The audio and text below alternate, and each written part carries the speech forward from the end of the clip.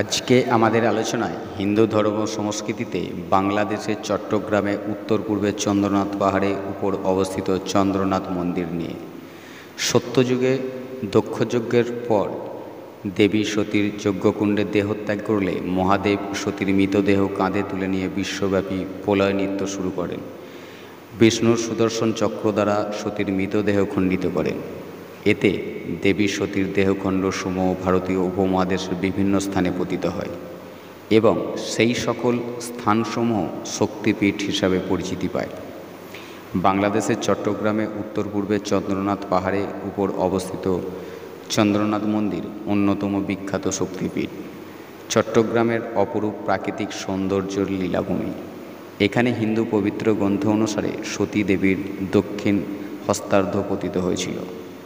এই মন্দিরে প্রতি বছর শিবরাত্রি তথা শিব চতুর্দশী তিথিতে বিশেষ পূজা হয়। এই পূজাকে কেন্দ্র করে সীতাকুণ্ডে বিশাল মেলা হয়। সীতাকুণ্ডে চন্দ্রনাথ পাহাড় এলাকায় বসবাসকারী হিন্দু ধর্মাবলম্বীরা প্রতি বছর বাংলা ফাল্গুন মাসে বড় ধরনের মেলার আয়োজন করে থাকে, যেটি শিব চতুর্দশী মেলা নামে পরিচিত। এই মেলায় বাংলাদেশ, ভারতসহ পৃথিবীর বিভিন্ন দেশ থেকে অসংখ্য সাধু সন্ন্যাসী, নারী পুরুষ যোগদান করে। এই মেলায় দোল পূর্ণিমা পর্যন্ত স্থায়ী হয়।